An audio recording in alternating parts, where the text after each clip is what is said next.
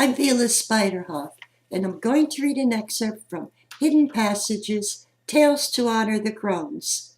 This book is available for $2.99 at Amazon's Kindle store, at Barnes & Noble's Nook store, and at my website, www.vilaspiderhawk.com.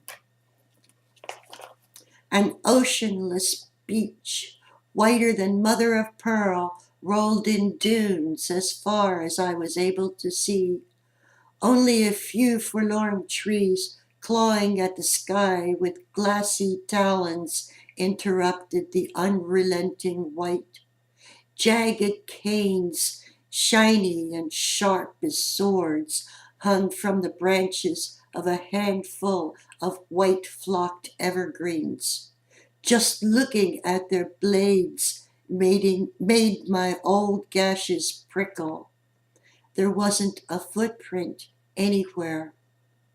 It looked like a land where no one lived for centuries, a land where nobody could live. It took me some time to admit to myself that I was looking at a landscape of snow. The blue-eyed market people had talked about snow, and everything they'd told me had been menacing. They had long, frightening sagas about heroes and heroines who'd been trapped in it, who were never heard from again. There was only one story, and I'd heard it only once, about a woman who'd returned after years of wandering. She came back, thin and old and wise, and people found her survival so miraculous that they worshipped her from that time onward. But I could not remember how she'd stayed alive. I cursed myself for not having listened more attentively. Didn't we have a story passed down from ancient times when the world was a glacier and people huddled in caves? Didn't my mother used to sing it to me, sitting cross-legged and holding me in her lap? There were lamps, weren't there? And an altar fire? It was something, I think, about Vestas eating a wedge of the sun and taking the form of fiery flesh to burn without fuel forever in hillocks of snow. Was that a memory or just a wish? The desolation was overwhelming. It was too vast. It was too silent. It was too cold and too white. I scooted backwards until my spine pressed against the stony cave wall, and I sang, first a prayer chant that I'd learned as a child. I'm coming home to bring fire to the frozen land.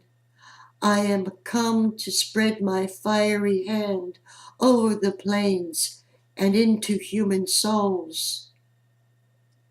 But I couldn't remember the rest of it. Somehow the chant became confused with other songs, or the snatches of them I could remember, and with lullabies that I'd sung to Kara, that mother had sung to me. Tears froze on my face, stinging my cheeks. I didn't even know that I'd been weeping, but I knew I had to stop before I wrapped myself in ice. I talked to myself, to Kara, to my mother. I talked just for the comfort of a human voice. I told myself pretty tales about how Kara and mother and I would be together again one day, warm and laughing, safe at home.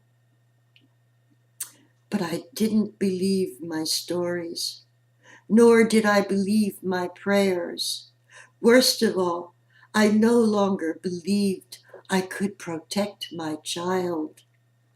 I knew that if she were somewhere out there, she would have died, and I knew I'd never find her body under all that snow.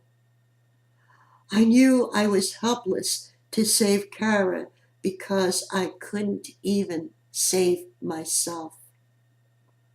I rocked on the floor of the frigid cave, my arms wrapped tightly around my knees, and let the tears flow. There was nothing more I could do. Again, this is from Hidden Passages, Tales to Honor the Crones. This book is available for $2.99 at Amazon's Kindle store, at Barnes & Noble's Nook store, and at my website, www.thilaspiderhawk.com.